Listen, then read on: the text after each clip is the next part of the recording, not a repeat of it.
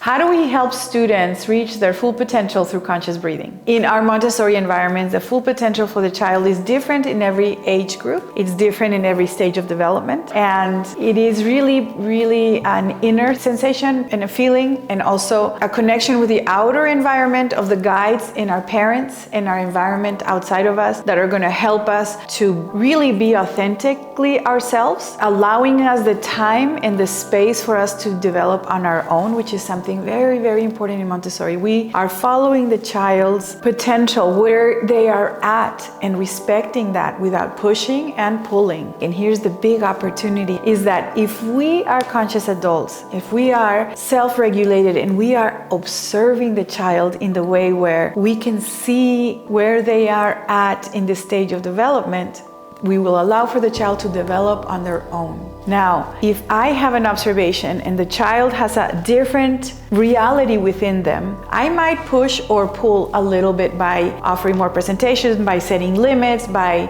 I don't want to say misjudging an observation, because everything's always okay in a classroom. We're always observing, and it's an experience of both people. But in this moment of connection between their reality and my observation, there can be like a little space of adapting to, connecting those two experiences. And the child might feel a little dysregulation there. So like, where I wasn't doing that and you're observing me doing that, so let me explain, but a child that's young cannot explain this, so we're gonna have to just feel the energy of the child, For example, if I think that a child didn't finish a certain material because I was working with another child and I didn't observe the whole process, and my thought was, oh, they just put it away without finishing it and he needs to finish it. But you know what I mean, where we can miss those observations, then the child might feel like they're not really seen and heard the way that they are feeling inside. So then here we come with the power of the conscious breath, the breath that brings us consciousness, and the child can regulate that little dysregulation by using the resilient body that we've already created through the breath. And what do I mean by that? So we've been working with children and talking about sensations and emotions. And if a child is having a very high, strong emotion, and we help regulate through co-regulation or through guiding them to feel their body, to think about the emotion, and ask them,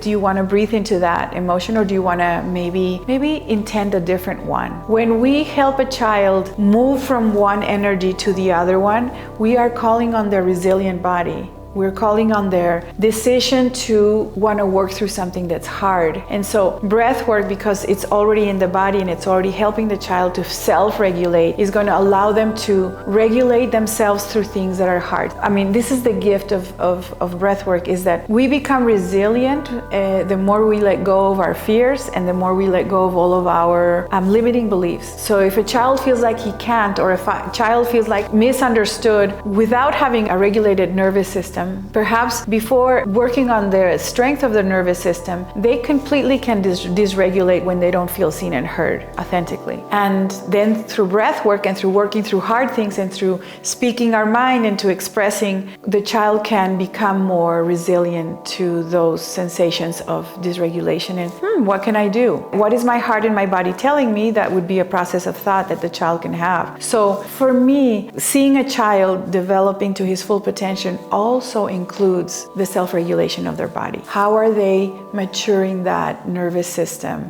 And I believe 100% that breath work can help us self-regulate. So those are the two things that I think are important. The inner child environment and the conversation within the child and himself about if he likes that or he doesn't like that, and the outer environment, which are the adults around the child. So parents, guides, grandparents, teachers can figure out a way to do this loving inquiry process that Happy Breathing teaches so well, which is the observation, the regulation of ourselves first, and then the inquiry of the observation of what is it that they're feeling possibly, and what is it that they're thinking possibly, and then having a conversation in the way where it's a respectful conversation with the child. So this process in itself, it takes a lot of practice and awareness and intention. So for a child to develop into their full potential, for me, it's the union of these two worlds, the inner world and the outer world of an individual. The inner world is really understanding how our body sensations and feelings, if we like them or not, and what do they tell us about him, and how do we find the solution emotion to feeling better about those sensations, right? And then articulate them outwardly. And then connecting with the outer world. The outer world can be, again,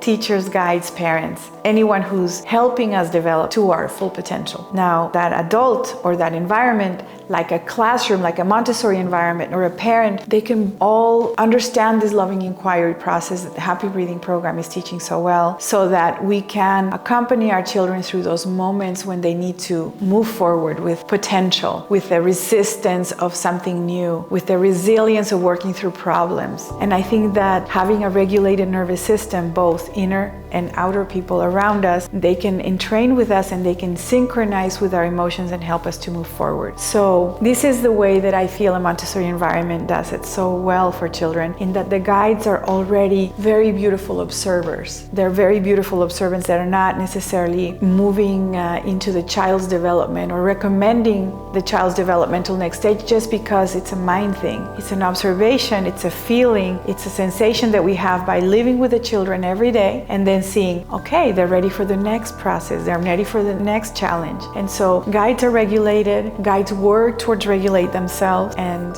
as a guide, I know for sure that there are moments when I'm not really 100% present and I'm not really 100% observing without the concern of, the timing is too fast or the timing is too slow or whatever, for this child to be moving through my mind thing, and then I push a child or I don't pull enough. So it's this dance of dysregulation and regulation, dysregulation and regulation. So that is the key to our full potential, is really flowing through those moments of dysregulation and regulation. And how do we work through hard things? And those people that are around us that can help us and understand us in the way that we're moving forward.